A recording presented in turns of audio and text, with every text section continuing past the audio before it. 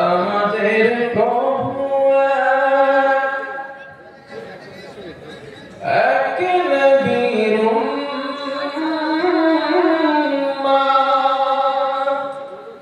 জীবন বিধানে ওই শিবানী কোরআন আমাদের প্রভু এক নবীর উম্মত জীবন বিধানে ওই শিবানী কোরআন তবে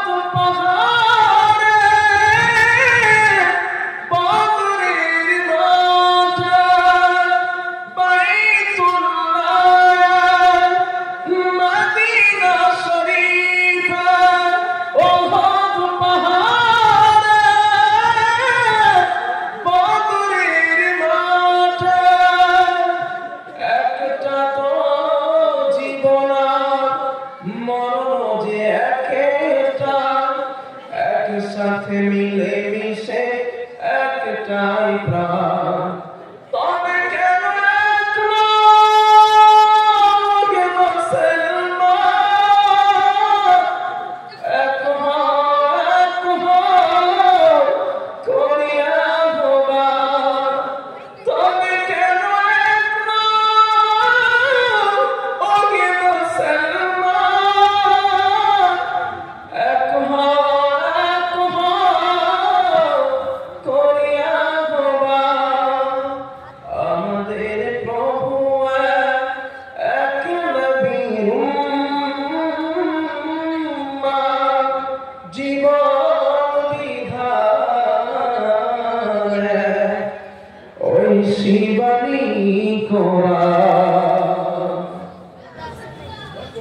আলহামদুলিল্লাহ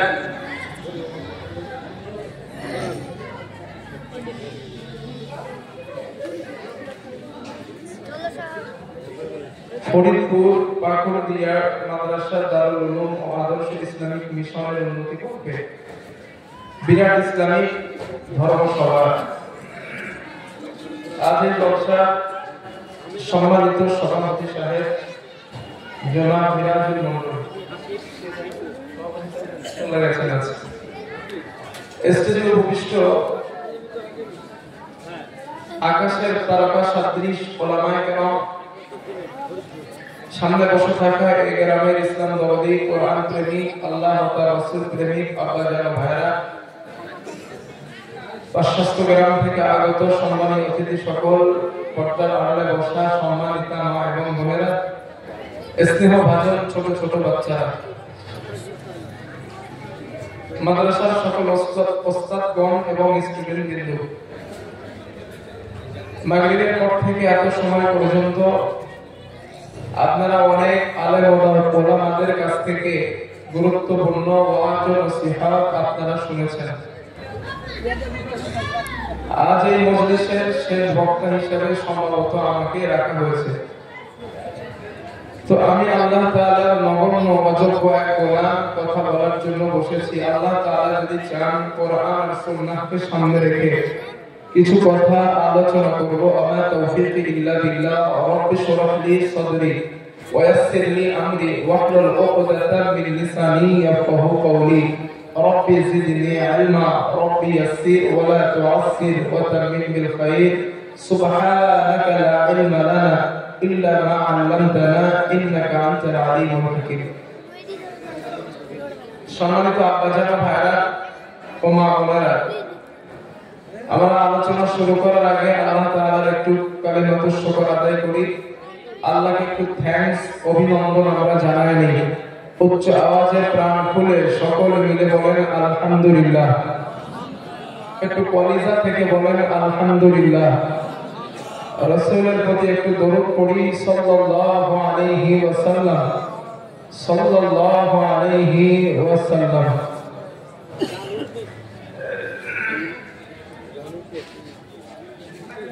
আমি গত বছর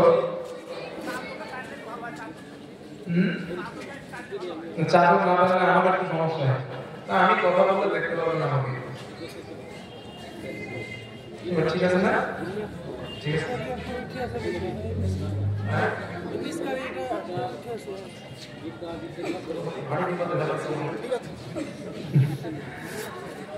তো গত বছর আমি আপনাদের এই মজলিসে গত বছর তার আগের বছর এই মাদ্রাসায় আমি আলোচনা করেছিলাম কোরআনের হাফেজদের সম্মান, কোরআন তেলাওয়াত করার ফজিলত। আমার মনে আছে এখনো। আপনাদের মনে আছে না? খেয়ে ফেলেছে, হজম হয়ে গেছে না? যাক মাশাআল্লাহ। তো হজম হওয়া এটাই তো মানুষের কাজ। যদি হজম না হতো তো আমরা মাদ্রাসায় 13-14 বছর পড়ে যা শিখছি আপনারা 30-40 বছর সভা শুনে শুনে তার থেকে বেশি শিখে দিতেন। শুধু মনে রাখেন না বলেই তো আজ এই অবস্থা, ঠিক না ভাইয়া? মনে নাই বলেই তো আজ আমাদের এই সমস্যা। তো এখান থেকে বিগত 1 বছর আগে আমি কোরআনের ফজিলত নিয়ে কথা বলেছিলাম। আজ আমরা অন্য আরেকটা বিষয় নিয়ে কথা বলবো ইনশাআল্লাহ। তো আজ যে বিষয়টা কথা বলি, ওই দিন বলছিলাম কোরআনের ফজিলত। আজ আমরা শুনি কোরআনের মুজিজা। কোরআনের মুজিজা। আজ আমার আলোচনাটা কিন্তু ওই দিনের থেকে আজ আরো ভাইটাল। আবার বলছি, ওই দিন যতটা ভাইটাল ছিল গত 2 বছর আগে, আজ আলোচনাটা আরো ভাইটাল। কারণ কোরআনের মুজিজা, কোরআনের বিজ্ঞান, এটা বোঝাতে গেলে বুঝতে গেলে একটু অ্যাটেনশন, মনোযোগের দরকার। আপনারা যদি আমাদের একটু হেল্প করেন তো ইনশাআল্লাহ আমি কিছু তথ্য যেগুলো হয়তো আপনার কাছে অজানা, ওই তথ্যগুলো আমি পেশ করতে সক্ষম হব ইনশাআল্লাহ, যদি আপনারা আমার একটু হেল্প করেন। রাজি আছেন? হেল্প বলতে কি এতটুকু হেল্প চাই যে আপনারা বসে থেকে আমার একটু সাহায্য করেন। মাঝখান থেকে ওটা উঠি করলে যদি উঠতে চান এখনই যান, আলোচনা শুরু হওয়ার আগে, আমার অসুবিধা নাই। আমি বাকিবিল্লাহ চাই না যে পুরো মজলিস লোক থাকতে হবে, এটা আমার কাছে পছন্দ বা অপছন্দনীয় বিষয় না। যদি আমার সামনে 10টা মানুষ অ্যাক্টিভ ভাবে বসে থাকে আমি এনাফ। কথা বুঝতেছেন? তো বক্তৃতা চলার মাঝখানে যদি আপনি ওঠেন, আমার মনের মধ্যে একটা ভাঙন আসে। আলোচনা করার যে স্পিরিট, আলোচনা করার যে মন মানসিকতা, এই মন মানসিকতার মধ্যে কিছুটা ফাটল সৃষ্টি হয়। এজন্য যদি ওঠার দরকার হয় তো মাঝখানে উঠবেন না, এখন চলে যান, সমস্যা নাই। আর যদি বলেন হুজুর আমরা আপনার আলোচনাটা শেষ করেই যাব, তবে আমি কথা দিচ্ছি রবের উপরে ভরসা করে বসে থাকা লস হবে না ইনশাআল্লাহ। কারণ আমি সেই বক্তা না যে কানে হাত দিয়া 2 কানে হাত দিয়ে টান দিলাম শ্রোতারা যা করে হোক। না, আমি এটা আপনাদের সাথে করতে চাই না। কারণ কথাটা মনে করতে বলেই ফেলি। এক মজলিসে এক হুজুর উঠেছেন বক্তৃতা দেওয়ার জন্য, আমাদের মতো হুজুর। তো শ্রোতারা সামনে বসে আছে। তো হুজুর শ্রোতাদেরকে লক্ষ্য করে বললেন, আমি হুজুর যত সময় থাকবো আপনারা তত সময় থাকবেন? শ্রোতারা বললেন, জি হুজুর আমরা থাকতাম। তো হাত তোলেন দেখি কে কে থাকবেন। সবাই হাত তুলেছে। তো হাত উঁচু করার পর হুজুর ঘন্টাখানেক মতো বক্তৃতা দিয়েছেন। এক বিরিপ্তা চাচাজি আছেন মজলিসে, চাচাজির পেশাব লেগেছে। এখন চিন্তা করছে আমি তো হাত তুলে ওয়াদা করছিলাম হুজুরের ওঠার আগে আমি উঠবো না, তো পেশাব লাগছে, করবো কি? এখন চেপে তো রাখতে পারি না, বয়স্ক মানুষ। আমরা যারা যুবক আমাদের পেশাব চেপে রাখার একটা ইউনিট, যে পাওয়ার ইউনিটি সেটা আমাদের শরীরে আছে, কিন্তু চাচাদের শরীরে আর নাই। তাই তো চাচি, এটা নেই, কারণ শরীরের হিউম্যান বডির যে ক্ষমতা, ওই ক্ষমতাটা লেস হয়ে গেছে। তো এখন চাচা চিন্তা করলেন, আমি যদি উঠি হুজুরের ভাষায় আমি মোনাফেক হয়ে যাব, আবার পেশাব তো চেপেও রাখা যায় না, নাইলে কাপড় চোপড়ে হবে। তো চাচা চিন্তা ভাবনা করে চতুর্দিকে তাকায় দেখে পাশে আছে এক বুট জুতো। বুট জুতো আমরা পায়ে দেয়, বুট জুতো চাচার লুঙ্গির মধ্যে দিয়ে কামড় আসছে, উপায় তো নাই। এখন ওই চাচার পাশে বসেছিলেন একজন যুবক ছেলে, ও চতুর্দিকে তাকায়, বৃষ্টি হয়নি, পানি হয়নি, রহমতের পানি আসলো কোথা থেকে? তো বুঝতে পারছে এই কাম চাচারে ছাড়া কারণ না। তো চাচারে জিজ্ঞেস করছে, চাচা এই কাম কে করেছে? চাচা বলে, বাবা এই কাম না করে কি আর পারি, হুজুর আমাকে যে পেছে ফেলাইছে। তো আমি আপনাদের এই পেছে ফেলাতে চাই না, প্রকৃতির প্রয়োজন হলে যেতে পারেন, অসুবিধা নাই। তো আসেন আমরা কোরআনুল কারীম নিয়ে আজ কথা বলবো ইনশাআল্লাহ। আজ কোরআনের মুজিজা নিয়ে কথা বলবো।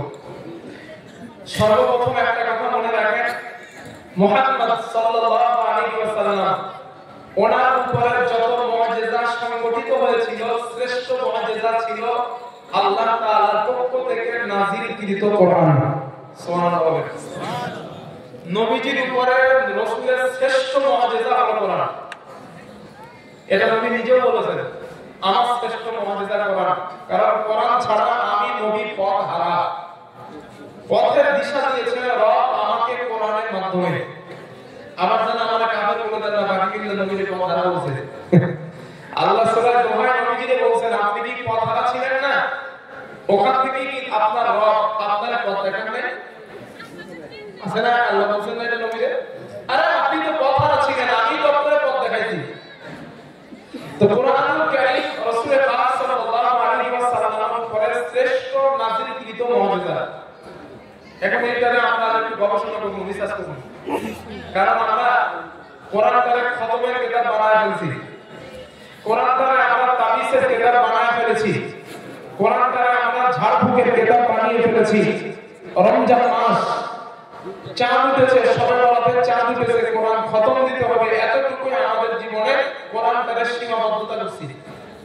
কিন্তু আল্লাহ বলে শুধু এজন্য কোরআন দিই নাই, সিরিয়াল করে বলি, আজ মাথায় ঢোকায় না। গতদিন বলছিলাম বেশি হাদিস, আজ বলবো বেশি কোরআন ইনশাআল্লাহ। আমার বন্ধুগণ, আল্লাহ তাআলা বলেন, আলিফ লাম রা কিতাবুন আনজালনাহু ইলাইকা লিতুখরিজান নাসা মিনাল যুলুমাতি ইলান নূর।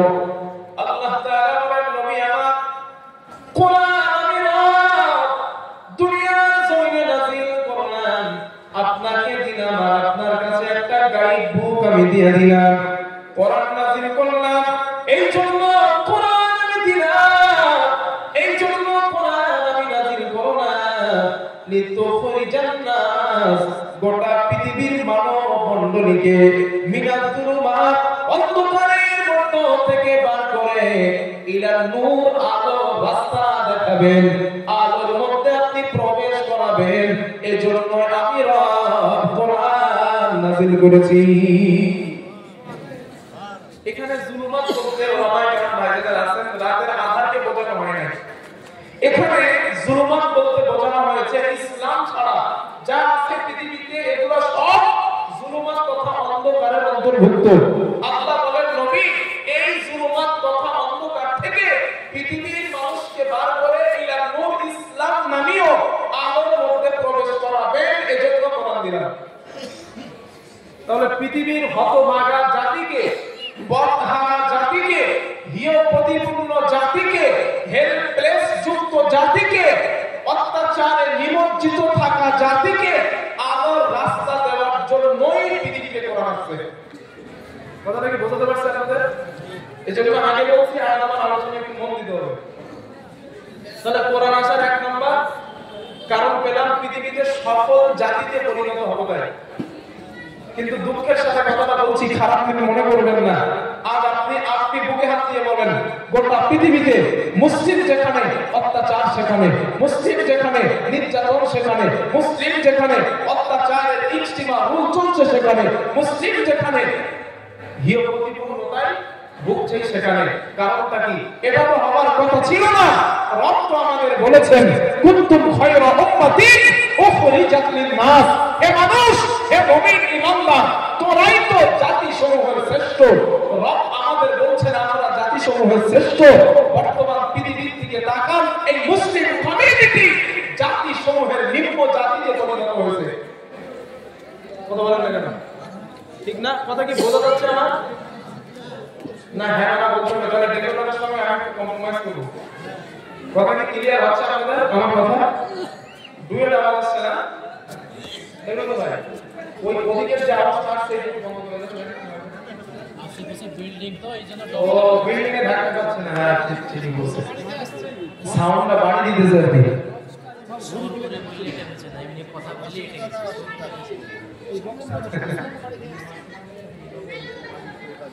তো আচ্ছা ঠিক আছে থাক, আমি চেষ্টা করছি একটু আরেকটু বলে।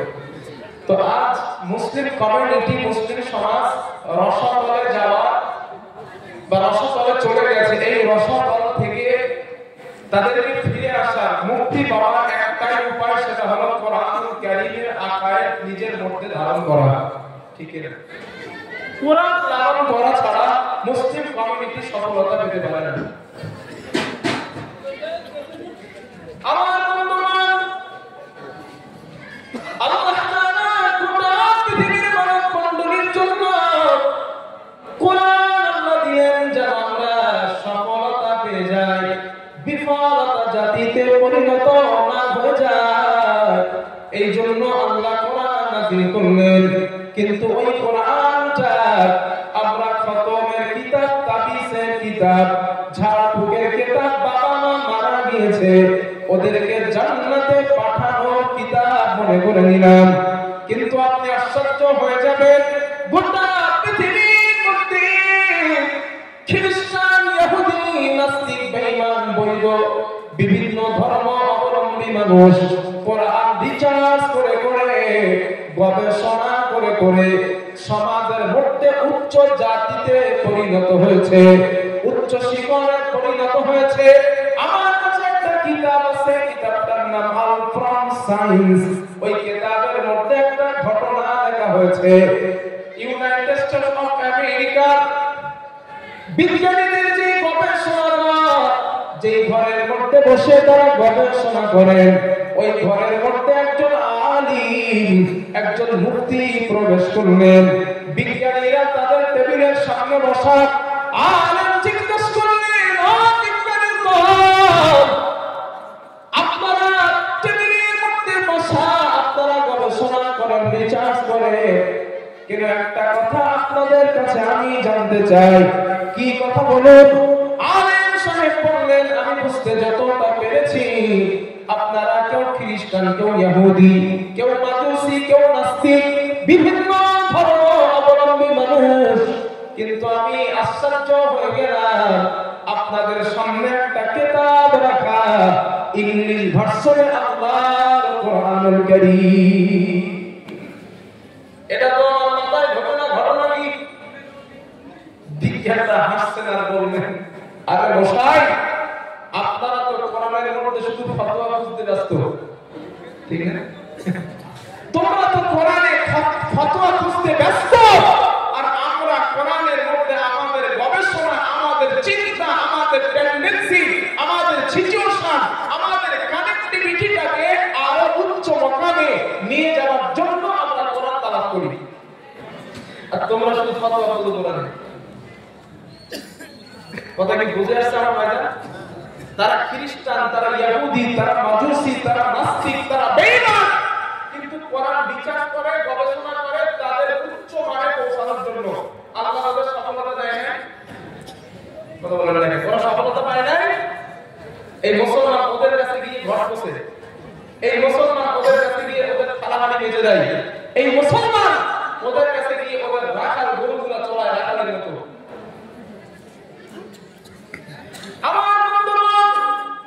শোনেন এবার আল্লাহ কি বলেন। আল্লাহ তাআলা বলেন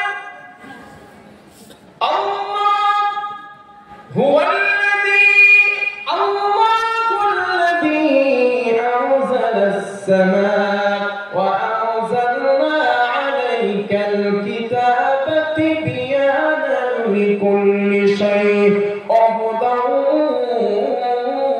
ওয়া রাহমাহ। আল্লাহ তাআলা বলেন বান্দারে যে কিতাব যে কোরআন আমি আল্লাহ দুনিয়ার জমিনে নাযিল করলাম, নবমণ্ডল ভূমণ্ডল এর মাঝখানে এমন কোন কিছু নাই যার ব্যাখ্যা স্বরূপ আমি আল্লাহ কোরআনের মধ্যে দিয়ে দিই নাই। ওলা সবগুলা দিয়েছে, একটু গবেষণা করো, একটু চিন্তা করো, ফিকির করো। এই জন্য আল্লাহ তাআলা কোরআনের অন্য আয়াতের মধ্যে বলেন আল্লাযীনা ইয়াযকুরুনাল্লাহা কিয়ামান ওয়া কুউদান ওয়া আলা জুনুবিহিম ওয়া ইয়াতাফাক্কারুনা ফী খালকিস সামাওয়াতি ওয়াল আরদ রব্বানা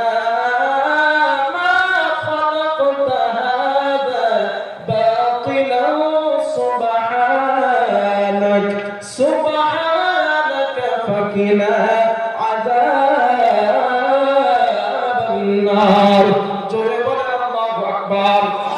আল্লাহ তাআলা বলেন বান্দা শোনো আল্লাযীনা ইয়াযকুরুনাল্লাহা কিয়ামান, যারা সত্যের অনুসন্ধানী, গবেষণা করে, চিন্তা করে, ভাবনা করে আমি রবের সৃষ্টি নিদর্শন নিয়ে দাঁড়ায়া ওয়া কুউদান বসে ওয়া আলা জুনুবিহিম এবং সর্বাবস্থায় আল্লাহ পাক বলেন যারা গবেষণা করে চিন্তা করে তারা আমি আল্লাহকে বলে রব্বানা মা খালাকতা হাদা বাতিলান সুবহানাক, হে আমাদের রব আপনি যা কিছু বানালেন কোনো কিছু আপনি নিরর্থক করে বানান নাই, আপনি যা বানিয়েছেন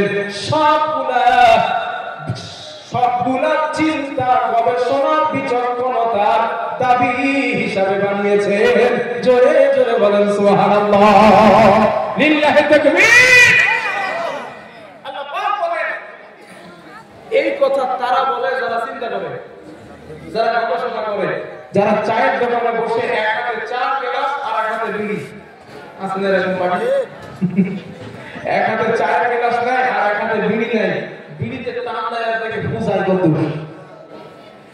এই সম্প্রদায় মানুষের জন্য আল্লাহ বলে নাই, বলছে কাদের? যারা চিন্তা করে, গবেষণা করে, ভাবে। আল্লাহ বলেন আমি তাদের জন্য বলছি। সুতরাং আল্লাহ সৃষ্টি নিদর্শন নিয়ে আল্লাহ ভাবতে বলছে, নিশ্চিত এটার মধ্যে কোনো কল্যাণ আছে মানব জাতির জন্য। ঠিক কিনা বলেন? আল্লাহ বলছেন মানে নিশ্চিত কোনো কল্যাণ। আমি কয়েকটা দৃষ্টান্ত দেই আপনাদের, বুঝতে সুবিধা হবে। আপনারা যে এরোপ্লেন চালান, জনগণ চালান, তাই না? এরোপ্লেন হঠাৎ চালান, এরোপ্লেনে উঠে জানলার ধারে ফোনটা দিয়ে ভিডিও ক্যামেরা করে বাড়ি এসে বন্ধুদেরকে দেখান, দেখো আমি প্লেনে উঠছিলাম, সেলফি নেন। এই যে এরোপ্লেনে ওঠেন, এই এরোপ্লেন সর্বপ্রথম বানাইছিল কারা জানেন?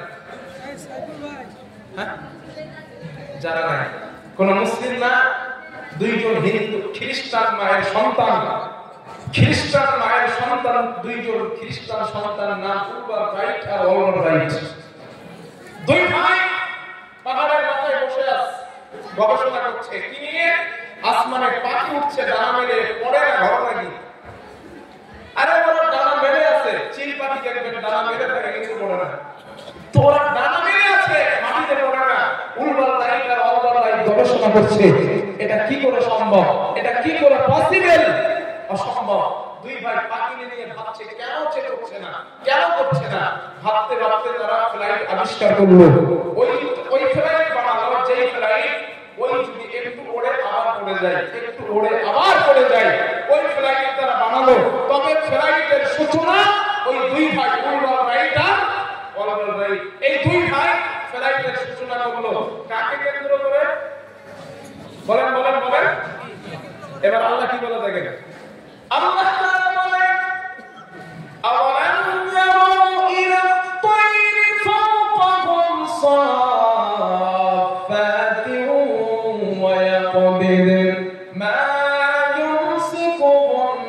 ইল্লার রাহমান ইন্নাহু বিকুল্লি শাইইন বাসীর। জোরে বলেন আল্লাহু আকবার। আল্লাহ তাআলা বলেন, বান্দারে তোমাদের কি হলো? পাখিকে নিয়ে কেন ভাবো না?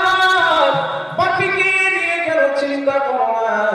ওই পাখিগুলা শূন্যের মাঝে ডানা মেলে ওড়ে, নিচে জমিনে তারা পড়ে যায় না। ও মানুষ, এটা নিয়ে ভেবে দেখো, আল্লাহ ভাবতে বলেছেন, এর মানে এখান থেকে কিছু বানানো সম্ভব। এই ভাবনাটা কোনো মুসলমান ভাবে নাই, ভেবেছেন একজন খ্রিস্টান মায়ের 2 জন সন্তান, এমন ভাবলো আল্লাহ তাদের সফলতা দিলেন। এই সফলতায় মরে গিয়েও তারা পৃথিবীর মানুষের কাছে অমর হয়ে রয়েছে, ঠিক কিনা? আর আমরা খতম পড়ায় ব্যস্ত। কষ্ট হয় না হুজুর? আপনি আমাদের রিসার্চ করছেন আমাদের? না, আমি রিসার্চ করছি না আপনাদের, আমাদের দুর্বলতার কথাগুলো বলছি। আমার বর্তমান দৃষ্টান্ত আরেকটা না, দৃষ্টান্ত নাম্বার 2, আবহাওয়া বিজ্ঞানের যারা, আমি গত কয়েকদিন আগে গুগলের মধ্যে দেখলাম আলিপুরদুয়ার থেকে ঘোষণা এসেছে প্রবল গতিতে আবার বৃষ্টি হতে পারে। বলেন না, ঝড় হতে পারে, তুফান হতে পারে, প্রবল গতিতে আসতে পারে। এই চিন্তা তারা করছে, তারা খবরটা দিয়ে দিয়েছে।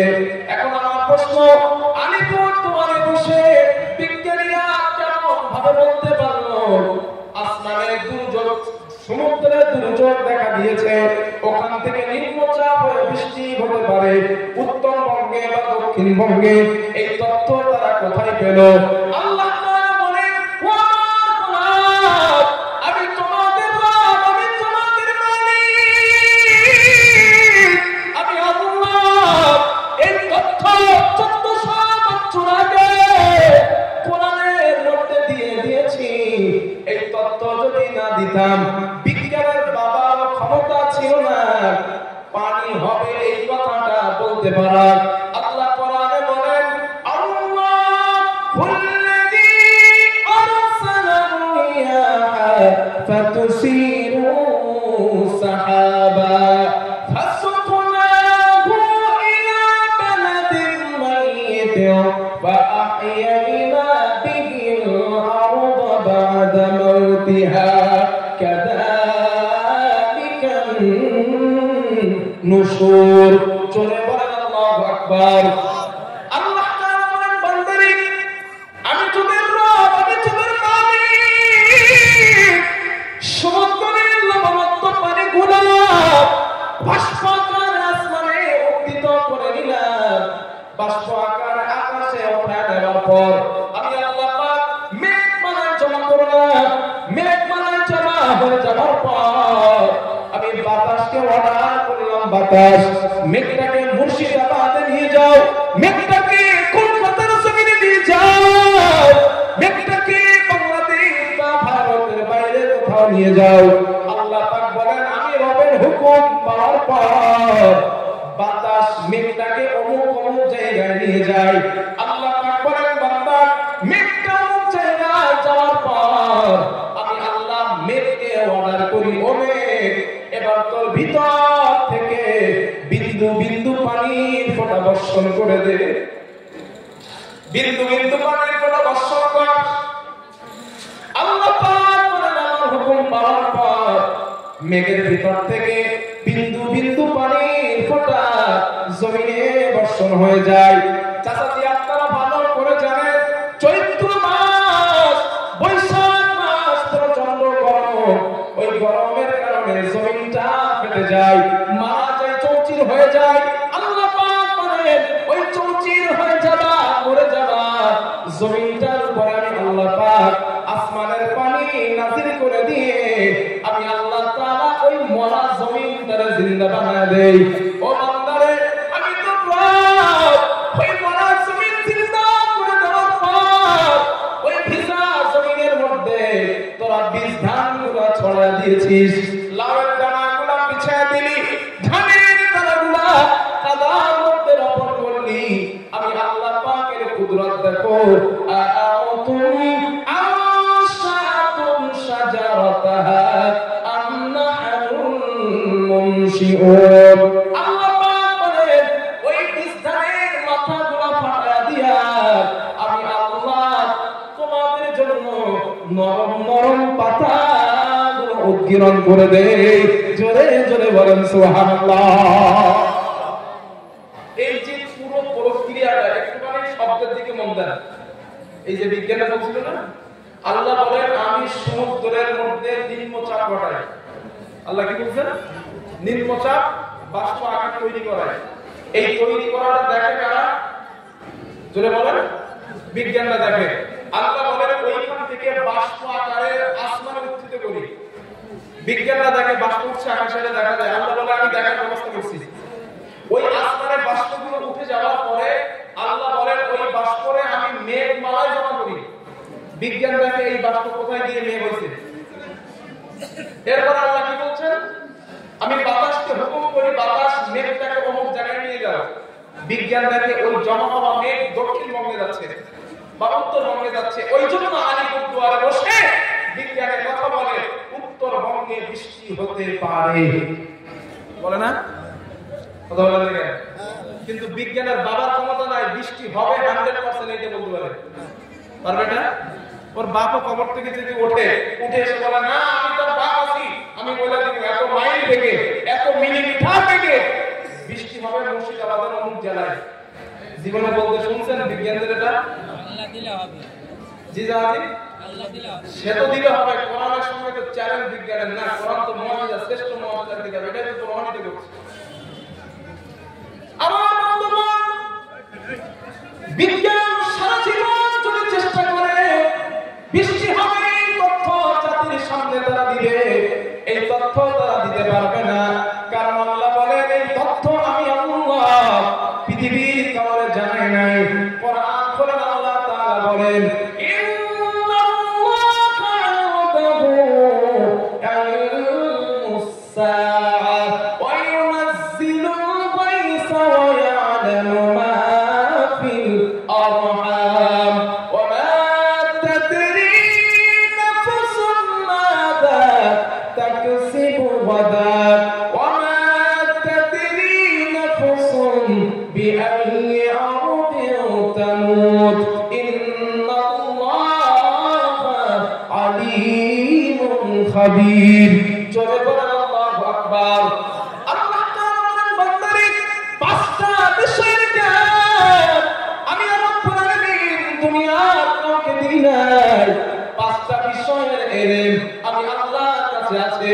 এটা কোন নবী জানে না, কোন পীর জানে না, কোন আলিম জানে না, কোন বুজুর্গ সুফি বান্দা জানে না। আল্লাহ বলেন পাঁচটা বিষয়ের জ্ঞান আমি আল্লাহ আমার কাছে আছে। এক নাম্বার ইনদাহু ইলমুস সাআ। বান্দা কিয়ামত কবে হবে, কোন দিনে বর্ষণ হবে এটা দুনিয়ার কেউ জানে না। আল্লাহ বলেন জানি একমাত্র আমি তোমাদের আল্লাহ। কিয়ামত কবে হবে এটা কিন্তু নবীও জানে না। কিন্তু আমার সমাজে একজন আশিকে রাসূল ভাই আছেন, আছে না? ওই আশিকে রাসূল এত রাসূলের ভক্ত বলে দিয়েছে আমার নবী আলিমুল গায়ব সব জানে। শুধু আলিমুল গায়ব না, কিয়ামত কবে হবে এটাও নবী জানে। মানে ওরা নবীজিকে এত ভালোবাসে, এত মহব্বত করে, মহব্বত করতে করতে কোরআনের আয়াত অস্বীকার করে বলছে।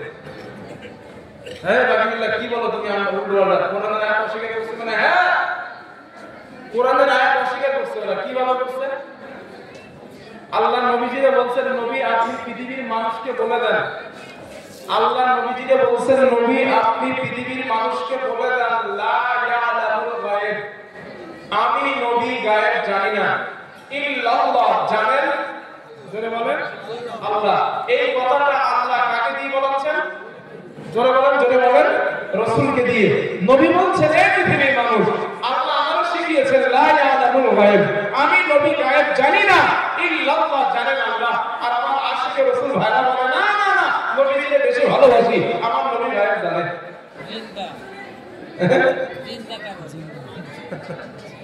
তো বিষয় হলো এইটা, আশিকে রাসূল বাইরের দাবি কিয়ামত কবে হবে নবীজি জানেন। হ্যাঁ, এটা আকীদা এটা। তো এই যে কিয়ামত কবে হবে নবী জানে, এই কথা বিশ্বাস করা, আল্লাহ তাআলা কোরআনের এই আয়াত ইন্নাহু ইলমুস সাআ, কিয়ামত কবে হবে এটা আল্লাহ ছাড়া আর কেউ জানে না। আকীদা সাফ করুন।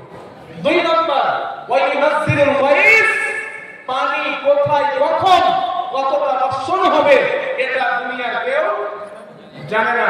3 নাম্বার, ওয়া ইয়ালামু মা ফিল আরহাম, সন্তান মায়ের রেহামে ছেলে না মেয়ে ভালো না মন্দ হবে এটা দুনিয়ার কেউ জানে না, জানেন আল্লাহ।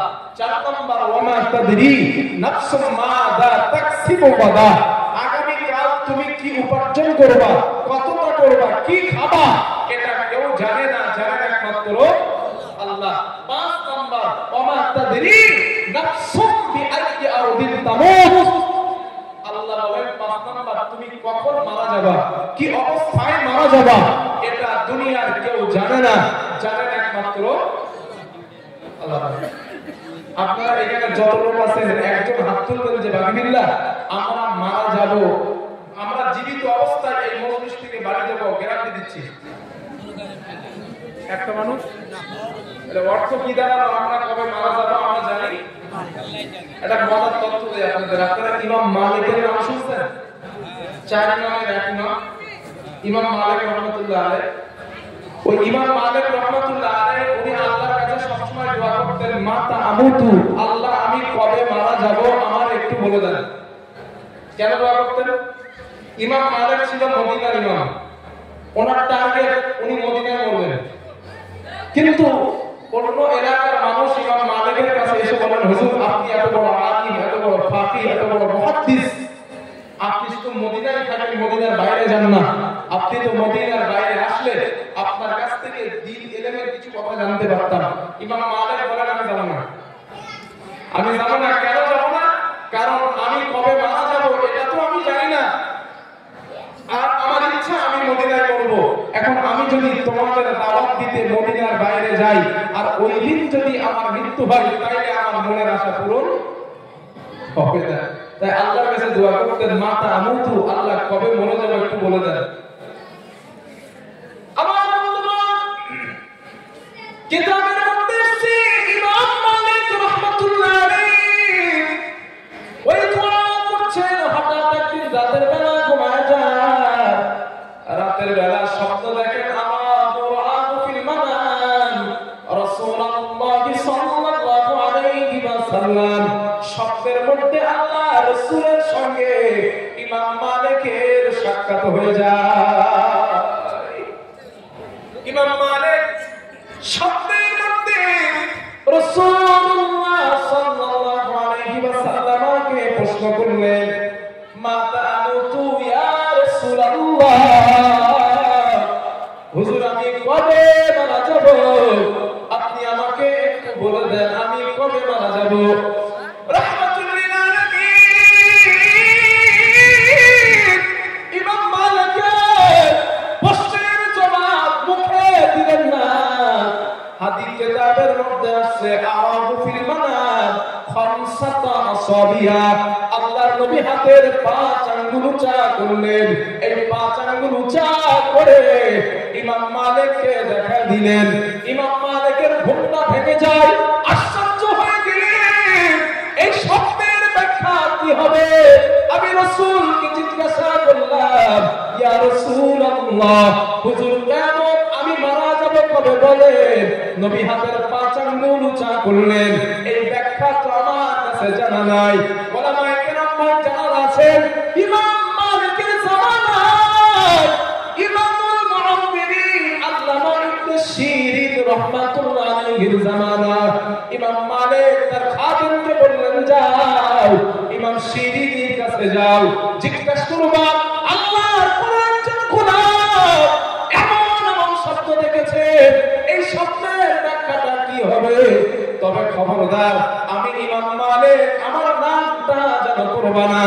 খাদেম চলে যায়, ইমাম শিরিনকে বললেন, হুজুর আল্লাহর কোরআন যখন রাসূলুল্লাহ সাল্লাল্লাহু আলাইহি ওয়াসাল্লাম সাল্লামকে স্বপ্নের মাধ্যমে তিনি মারা কবে যাবেন জিজ্ঞাসা করেছেন।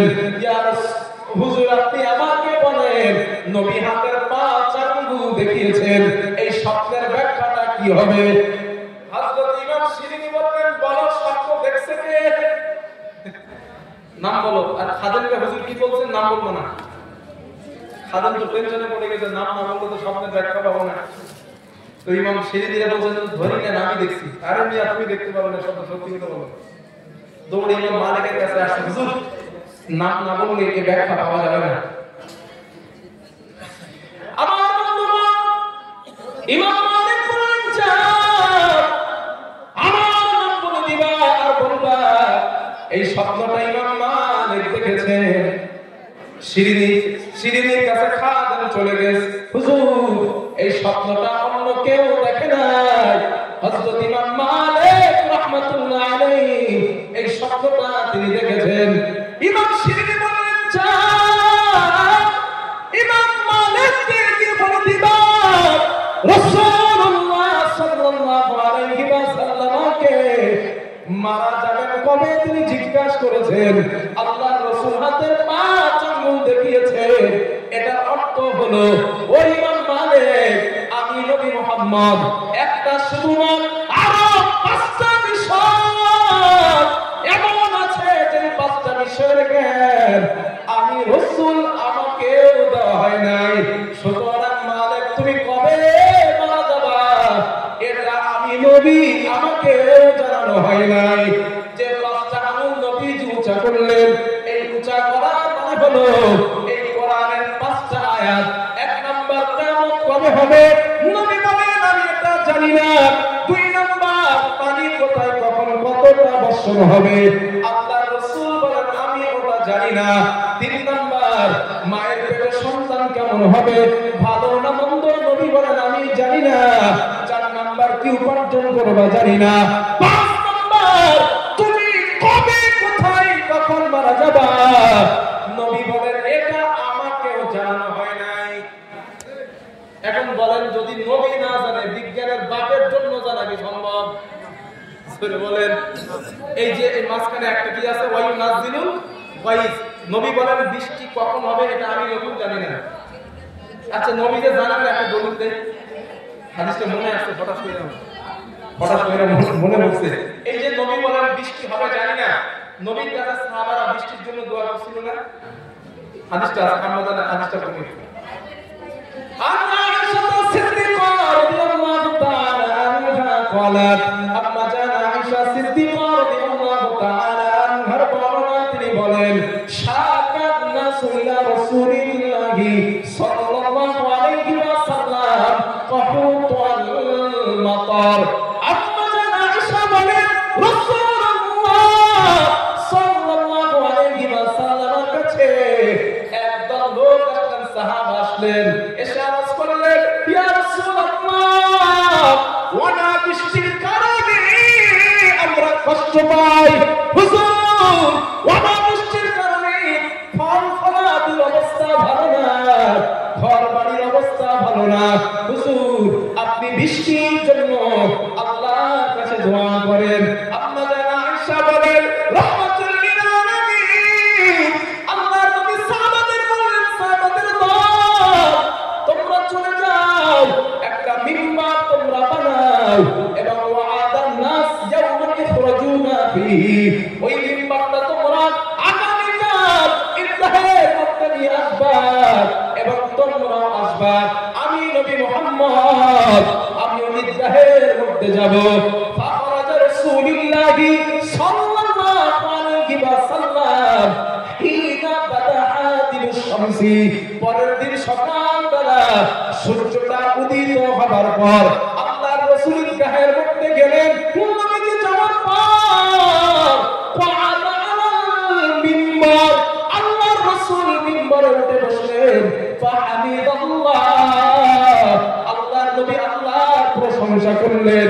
ওয়া খাতাবা এবং নবীজি খুতবা দিলেন আর ভাষণ দিলেন। সাহাবাদের বললেন ওয়া আমার সাহাবাদের দল তোমরা আমার কাছে অভিযোগ করেছিলে অনাবৃষ্টির কারণে তোমরা কষ্ট পাও, তোমার তোমাদের ঘরবাড়ির অবস্থা ভালো না, তোমাদের ফসল ফলাদির অবস্থা ভালো না।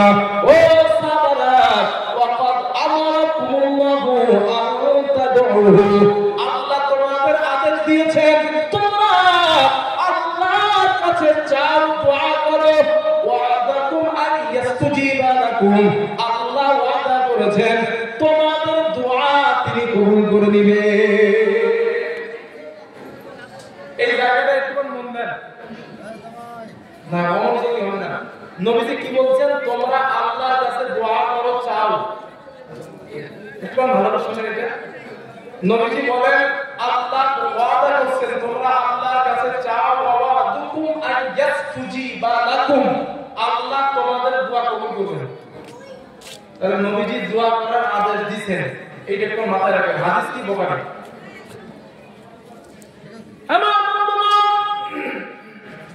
মুহাম্মদুর রাসূলুল্লাহ সাল্লাল্লাহু আলাইহি ওয়াসাল্লাম এই কথাটা বলার পর আল্লাহর নবী হাদিসে আছে ফারাফা ইয়াদাইহি, দুই হাত আল্লাহর নবী উঁচা করলেন।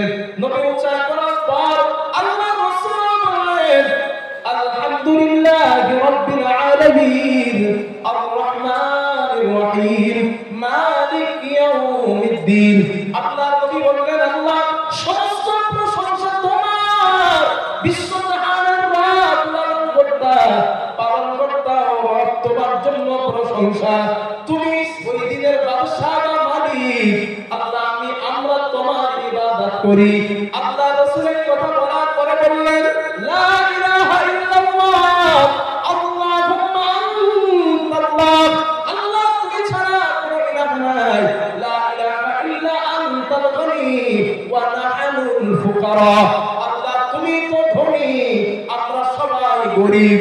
আল্লাহর নবী এই কথা বলার পরে বললেন আল্লাহুম্মা আনজিল আলাইনাল গায়সা ওয়া আমাতির রাত, আপনি আমাদের উপরে আসমান থেকে রহমতের বৃষ্টি নাযিল করেন। নবী বলেন শুধু রহমতের দিলে হবে না, ওয়া জাআল মা আনজালতা লানা কুওয়া, যে বৃষ্টি দিবে ওই বৃষ্টির মধ্যে ফসল ধারণের যেন শক্তি থাকে। শুধু ফসল ধারণের শক্তি থাকলে হবে না, ওয়া বালাগাল ইলাহি, ওই বৃষ্টিটা যেন আমাদের পশু পাখিকে খাওয়ানোর কাজে লাগে।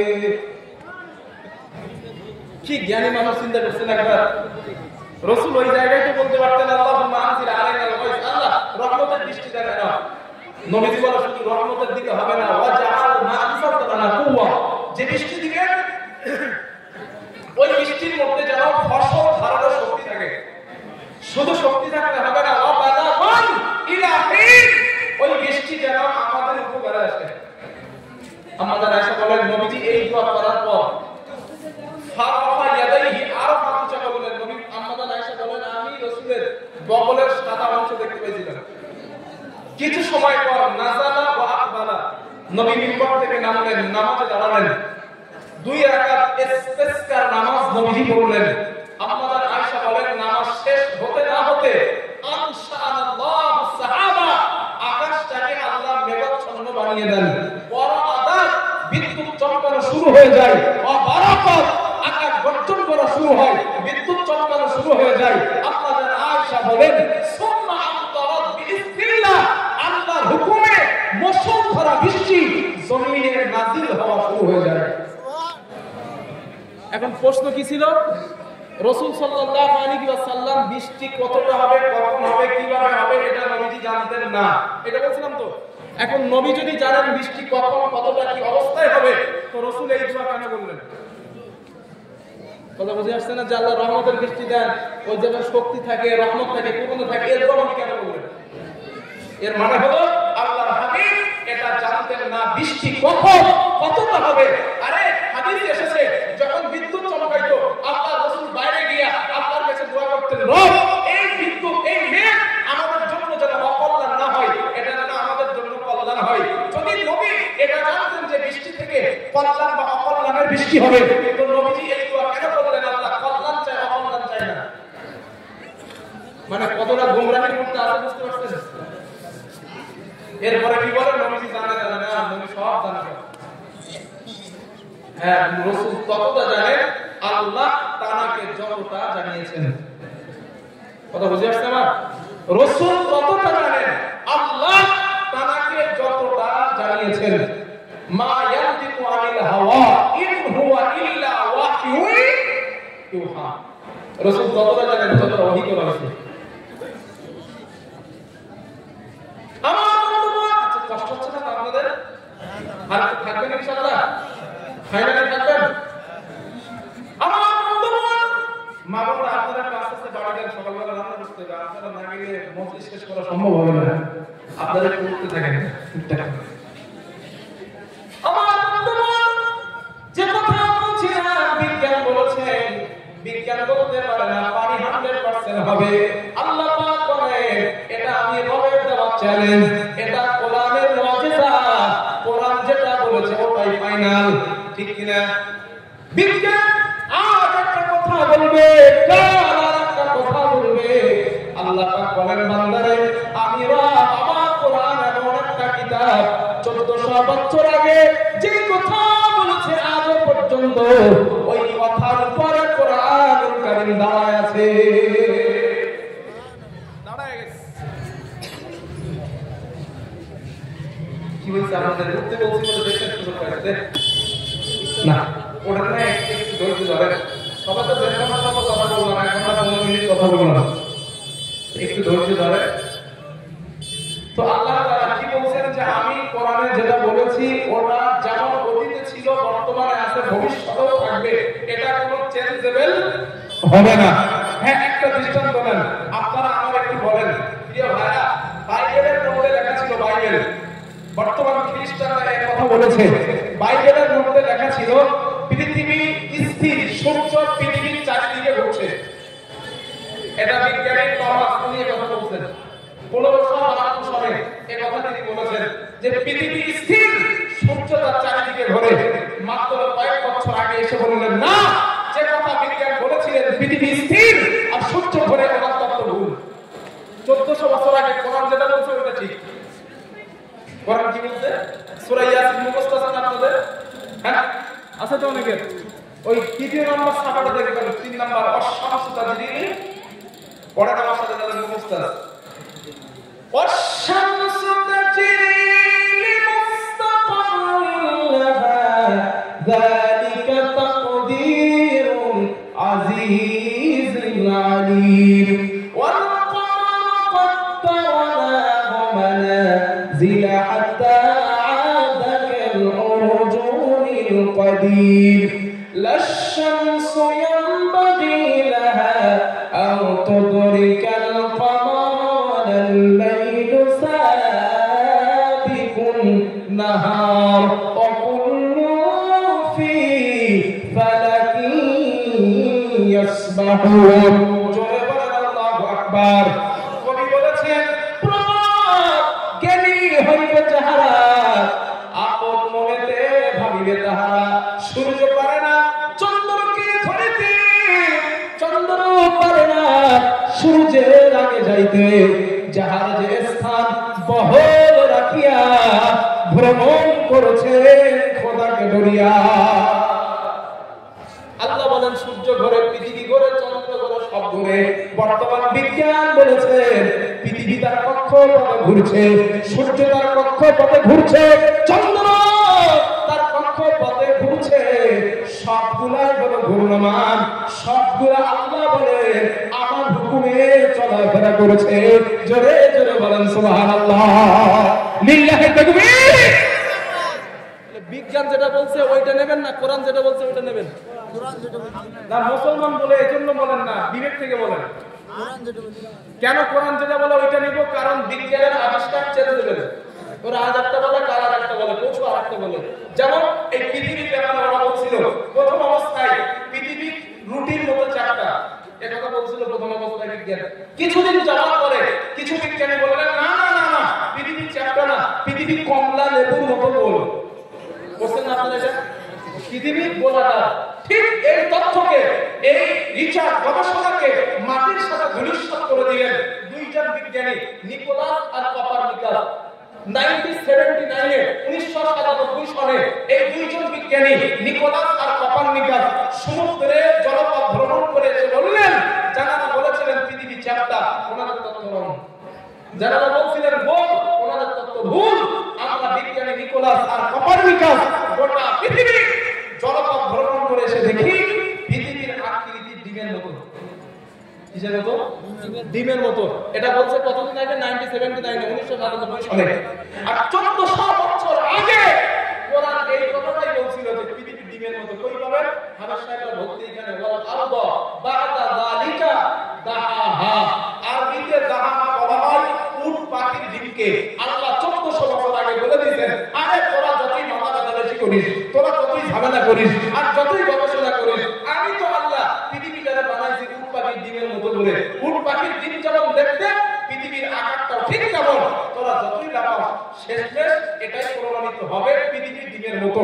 ঠিক 1979 এটাই প্রমাণিত হলো। 1400 বছর আগে কোরআন যেটা বলেছে ওটাই সত্য, ওটাই this is the final answer. ওটাই ফাইনাল আনসার। কোরআনের কাছে বিজ্ঞান অমনি বলে নাই, সায়েন্টিফিক ইন দ্য হলি কোরআন।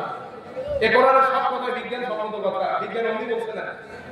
কিরে যুবক ভাইরা, কথাগুলো এজন্য বললাম আপনাদের যে তারা গবেষণা রিসার্চ করে করে চিন্তা ভাবনা করে তারা উচ্চ মানের শিখরে পৌঁছে যাচ্ছে। আর আমরা মুসলিম কমিউনিটি শুধু খতম করে যাচ্ছে। বাপ মা মরে গেছে, জান্নাতে যাক, পাঠায় দিন যাক, ভাবেন। যত ভাববেন আল্লাহ ভাবার শক্তি তত বাড়ায় দেবেন। যত সৃষ্টি নিয়ে ভাববেন তত আপনার ঈমান মজবুত হবে। ভেবে দেখেন একটু, আল্লাহ গাছ বানাইছেন, আচ্ছা এই গাছগুলোর পাতা যদি আল্লাহ সবুজ না দিতেন, একটু ভেবে দেখেন না, যদি পাতাগুলো লাল হইতো কি হইতো? আল্লাহ বলেন লাল হইলে ঝামেলা হইতো। কি ঝামেলা? এই যে আমরা নাক থেকে অক্সিজেন ছেড়ে দিলাম, এই যে ছেড়ে দিলাম ওটার নাম কি? বলেন বলেন। Carbon die oxide. ওই কার্বন ডাই অক্সাইড বিষ না? কার্বন ডাই অক্সাইড বিষ না? বিষ। গোটা পৃথিবী কোন বিজ্ঞানী আজ পর্যন্ত এই কার্বন ডাই অক্সাইডকে বিষ মুক্ত করার কোন যন্ত্র আবিষ্কার করতে পারে না। কিন্তু আল্লাহ বলেন, আমি যদি গাছের পাতার রং সবুজ না দিতাম, বান্দা পৃথিবীর কোন বিজ্ঞান এই কার্বন ডাই অক্সাইডকে ক্লিন করা, বিষ মুক্ত করার ক্ষমতা ওরা রাখে না। এজন্যই তো গাছের পাতাকে সবুজ দিলাম, আর সূর্যের তাপ আর গাছের পাতার সবুজ রং এই দুটিতে মিলে এক প্রকার রন্ধন ক্রিয়ার মধ্য দিয়ে আমি আল্লাহ তাআলা প্রতিটা মুহূর্ত এই কার্বন ডাই অক্সাইডকে বিষ মুক্ত করে বান্দা তোদের কাছে আবার আমি ফিরিয়ে দেই। একটু চিন্তা ভাবনা করেন, একটু পড়াশোনা করেন, একটু গবেষণা করেন। দাদাজি, কোরআনের সাথে খতম করা ভালো জিনিস, স্বভাবের কাজ। গত বছর কোরআন পড়লে স্বভাবের কথা বলছিলাম, আর এই বছর বলছি রিসার্চ গবেষণা করেন। একটু তাফসীরগুলো পড়েন। কোরআন এন্ড সায়েন্স, কোরআন এন্ড সায়েন্স এমন নামে অনেক কিতাব আছে। কোরআন এন্ড বিজ্ঞান এমন নামে অনেক কিতাব, পৃথিবীর অনেক রাইটার বই লিখেছেন। ওদের চিন্তা ভাবনাগুলো একটু পড়েন, ওদের গবেষণাগুলো একটু পড়েন। আল্লাহ মৌমাছি দিয়ে সূরা দিয়েছেন, কেন দিয়েছেন একটু ভাবেন। আল্লাহ তাআলা পিপিলিকা দিয়ে সূরা দিয়েছেন, কেন দিয়েছেন একটু ভাবেন। এইখানে একটা বিজ্ঞানের তথ্য দেয়, শুনছেন কিনা জীবনে জানি না। এই যে পিপিলিকার কথা, মশার কথা, পাখির কথা সূরা মনে বুঝতেন না? জি জি, এটা সূরা পঞ্চম সূরা নাম না না না পঞ্চম সূরা সূরা নামের কথা মোহাম্মদ সূরা না, পিপিলিকার যে সূরাটা আসছে, সুলাইমান আলাইহিস সালামের ঘটনাটা আসছে, মানে বেরের কাজ করতেছে না, কোন দুর্বল হয়ে গেছে। তো ওই সুলাইমান আলাইহিস সালাম বিভিন্ন পশু পাখির কথা বুঝতেন। এই যে কথা বোঝা, এটা বিজ্ঞান গবেষণা করছে, এটা কি করে পসিবল হয়? একটা মানুষ পশু পাখির কথা বুঝতে পারে কেমনে? এই আয়াত নিয়ে ওরা গবেষণা করছে, আল কোরআন সায়েন্স থেকে বলছি। ওরা গবেষণা করছে এটা কি করে সম্ভব, পসিবল হয় যে একটা মানুষ পশু পাখির কথা বোঝে, একটা মানুষ জিনদের কথা বোঝে, একটা মানুষ পিপিলিকার ভাষা বোঝে, এটা কি করে হয়? আজ ওই আয়াতের উপরে গবেষণা করে চিন্তা ভাবনা করে আজ পৃথিবীতে মানুষ টিয়া পাখির সাথে কথা বলে, আছে না? টিয়া পাখির সাথে কথা বলে। কুকুরকে এমন ভাবে পোষ মানায় নাই, কুকুরের ভাষা মানুষ বোঝে, মানুষের ভাষা কুকুর বোঝে। এই ইঙ্গিত আল্লাহ 1400 বছর আগে কোরআনে দিয়েছেন। আজ পৃথিবীর মধ্যে পাখির সাথে মানুষ কথা বলে, পশুদের সাথে, প্রাণীদের সাথে ইশারার মধ্যে কথা বলে। আল্লাহ বলেন, এই কথা বলিয়েছিলাম আমার পয়গম্বর সুলাইমানকে, আমার পয়গম্বর দিছিলাম। ও মানুষ, তোমরা একটু গবেষণা করো, তোমরা ওই সূরা ইমরানের মতো প্রশ্ন ভালো বুঝতে পারবে না। এখন বুঝতে পারবে না? এটা কিন্তু কোরআনের পূর্বের ইঙ্গিত। এটা কোরআনের পূর্বের ইঙ্গিত। একটু চিন্তা ভাবনা করুন ভাইরা। আল্লাহ তাআলা কথাগুলো আমাদের বোঝার তৌফিক দেন, বলেন আমিন। আর সর্বশেষ আরেকটা তথ্য দেই, ওই ফেরাউন যখন মুসা নবীকে তাড়া করছিল, লোহিত সাগরের উপর দিয়ে রাস্তা হয়েছিল না 12টা? হ্যাঁ, বিজ্ঞান চিন্তা করছে ওই জামানায় কেরেন ছিল না, সিমেন্ট ছিল না, বালু ছিল না, কিচ্ছু নাই, দরিয়ার উপর দিয়ে ব্রিজ হইল কেমনে, রাস্তা হইল কেমনে? চিন্তা করতে করতে করতে করতে গবেষণা করতে করতে বর্তমান যুগের বিজ্ঞানীরা সমুদ্রের উপরে, নদীর উপর দিয়ে রাস্তা বানাতে সক্ষম হয়েছে। কথা বলেন না কেন? এটা কোরআনের পূর্বের ইঙ্গিত। একটু গবেষণা করো, তোমরা ওই মুসা নবীর জামানার মতো সমুদ্রের উপর দিয়ে রাস্তা বানাতে পারবে। আল্লাহ গবেষণা করতে বলছে, বিজ্ঞান মানুষ গবেষণা করছে, ব্রিজ বানাতে ফেলছে, আর মুসলমান শুধু খতম করে যাচ্ছে। আল্লাহ কথাগুলো আমাদের বোঝার তৌফিক দেন, বলেন আল্লাহুম্মা আমিন। একটু তাকবীর দেন, নারে তাকবীর, নারে তাকবীর। রাসূলুন নবীনা দলিলান মুবিনা আতানা বিতাইবা বাশীরান নাযীরা। রাসূলুন নবীনা দলিলান মুবিনা আতানা বিতাইবা বাশীরান নাযীরা। মারহাবা ওয়াসাগনা নুফা, মারহাবা ওয়াসাগনা নুফা, ইয়া হাবিবি ইয়া হাবিবি ইয়া হাবিবাল্লাহ ইয়া হাবিবাল্লাহ। রাসূলুন নবীনা দলিলান মুবিনা আতানা বিতাইবা বাশীরান নাযীরা। আতানা বিতাইবা বাশীরান নাযীরা। সম্মানিত ভাই, আমি আপনাদের আল্লাহর সামনে বসা আল্লাহর একজন মুসাফির বান্দা। নবীজি হাদিসে বলেছেন, মুস্তাজাবুদ দাওয়া, তিন ব্যক্তির দোয়া রব কখনো ফেরায় দেয় না। এর মধ্যে একটা হলো মুসাফির। আল্লাহর কাছে দোয়া করলে আল্লাহ কখনো ফেরায় দেয় না। আমি মুসাফির মানুষ, বিদায় হয়ে যাওয়ার আগে, দোয়া করার আগে, চলে যাওয়ার আগে আপনাদের মধ্যে যত মানুষ আছেন, আমি একটুখানি মাদ্রাসার জন্য একটু হাত পাতবো। একটা মানুষ আছে এই মজলিসের মধ্যে 10,000 টাকা আমার নবী করে দেবেন।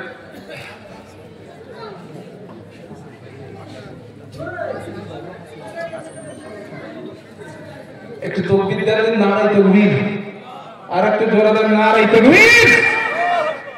আমার অত্যন্ত ক্লোজ বন্ধু মানুষ হাসিবুল ভাই, আমার সঙ্গে 6 থেকে বাড়ি। জি, আপনার তো 6 থেকে বাড়ি 10। 6,000 টাকা জমা নিতে আসছিলেন। তো ভাইজান যাওয়ার আগে আমরা বলছিলেন, হুজুর আপনি যখন কালেকশন শুরু করবেন আমার নামে 10,000 টাকা বলে দিয়েন। নারে তাকবীর, নারে তাকবীর। তুমি মান কবুল করে নাও আল্লাহ, তুমি মঞ্জুর করে নাও আল্লাহ। মাসিদুল ভাইয়ের জীবনের গোনাহ কথা মাফ করে দাও। আয় রব্বুল আলামিন, তোমার গোলাম 2 বার তোমার কাবার মেহমান হয়েছে আল্লাহ, তুমি তারে বাড়াইছো আল্লাহ। আমার ভাইয়ের পরিবার থেকে যারা চলে গিয়েছে তাদের কবরকে জান্নাতের বাগান তুমি বানিয়ে দাও। জোরে জোরে বলেন আমিন, নারে তাকবীর। আল্লাহ তাআলা একজন গোলাম, হুজুর মানায় আব্বানা চিরজীবনের মতো চলে গিয়েছে। মা মা বলে আর ডাকতে পারি না, আব্বা আব্বা বলে আর ডাকতে পারি না। আব্বার জন্য, মায়ের জন্য একজন আল্লাহর বান্দা হুজুর আমি 10,000 টাকা আবার নবীর ঘরের জন্য দিব। একটা মানুষ একটু হাত বাড়ায় দেন। আজ 3টে সন্তান আপনাদের সামনে কোরআনের হাফেজ হয়ে পাগড়ি নিয়েছে। আল্লাহর এই বান্দাদের দিকে তাকায়, আব্বা কবরে, মা কবরে, তাদের রূহের মাগফিরাতের জন্য একজন বান্দা কে আছে 10,000 টাকা নবীর ঘরে দিবে।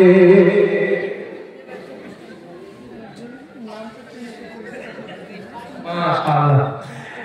একজন নাম বলতে মানা করেছেন, 10,000 দিয়ে দিয়েছেন গোপন দান। নারাইতে বিদেন না, নারাইতে বীর। একটু জোরে দেন, নারাইতে বীর। আয় আল্লাহ, তোমার একজন বান্দা গোপন দান করলেন 10,000। আল্লাহ তুমি কবুল করো। সারা 500 টাকা দিলেন, আল্লাহ তুমি মঞ্জুর করো। আল্লাহ দান কবুল করো।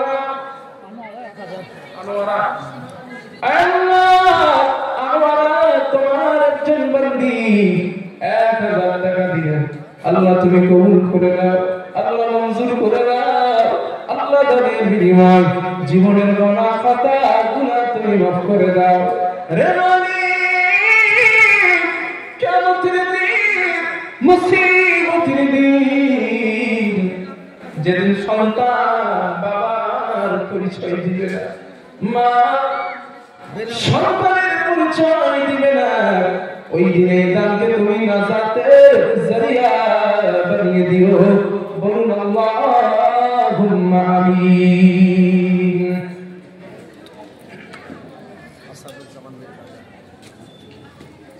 মাশাআল্লাহ। আসাদুজ্জামান বেলডাঙ্গা 10,000 টাকা। নারায়ে তাকবীর। ভাই আপনারা তো তরবির দিচ্ছেন, যারা টাকা দিচ্ছে খুব কষ্ট হবে, একটু জোরে দেন না, তাদের স্বাগতম জানাতে। নারায়ে তাকবীর, নারায়ে তাকবীর। আসাদুজ্জামান ভাই 10,000 টাকা। বলেন মারহাবা, আরো জোরে বলেন মারহাবা। নারায়ে তাকবীর। আল্লাহ তুমি কবুল করো, আল্লাহ তুমি মঞ্জুর করো।